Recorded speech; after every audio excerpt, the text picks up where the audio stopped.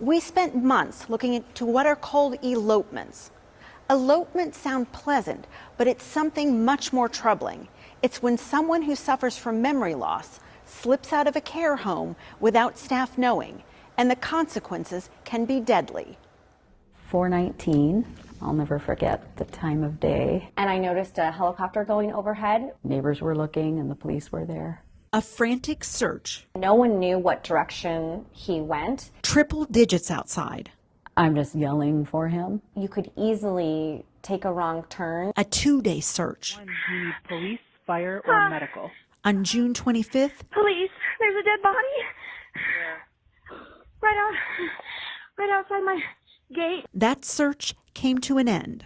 Well, I think it's the elderly man that went missing. That man, Robert John Pullman. And he was known by all of his friends as Bob. And this is his daughter. He was a loving, wonderful, giving man in everything that he did. A retired agriculture teacher. Grew a huge garden, not only to provide for us, but he loved to give to neighbors. When did you notice that there was a cognitive decline? He started asking people in town on his walks, "Do you know where I live?" Just trying to make a joke about it, but I think he was getting lost. For his safety, Bob was placed in a memory care facility, first out of state, then in a care home in Scottsdale to be closer. Because we were retired, I offered and actually wanted him here by me. He was only there 2 weeks. These are the last seconds the 85-year-old was seen alive. This video shows Bob walking to the front door. It takes less than 30 seconds for him to get out, and another resident follows him, with no staff noticing. I'm just yelling for him, and I'm like, what on earth is this? I'm yelling for my dad in the middle of the desert? Is this even happening? What happened to Bob is not isolated. Last summer, retired mechanic Marion Apolinar found unconscious outside his Phoenix care home. A medical examiner's report says the 82-year-old's body temperature was 10 degrees higher than normal. According to the medical examiner, he had severe burns on his body. And when someone elderly with long-term memory issues gets out, they're not going to last very long. Craig Knapp is a Phoenix attorney who isn't involved in Bob's case, but has represented families in similar elopement cases.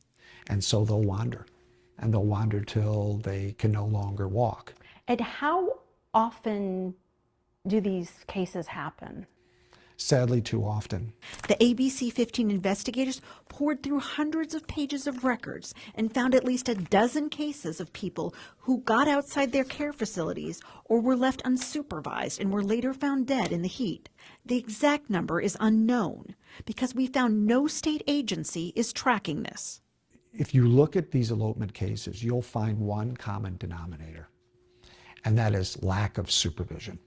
Knapp says not enough is being done to prevent people from wandering away. A lot of this stuff is just common sense and not that expensive to do and would prevent deaths.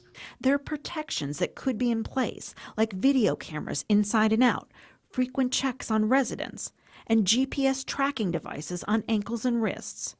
But those details are up to each care facility and are not mandatory under Arizona law. You always want to balance the safety with an individual's autonomy and independence. So you want to support them in the way that's least restrictive for them. Danielle Dietrich reviews elopements to see what may have gone wrong. She declined to comment on Bob's case, but said in general, you can have everything in place and everybody's trained, the plan is there, but you still have an elopement. Once outside the care home, they may not even be noticed.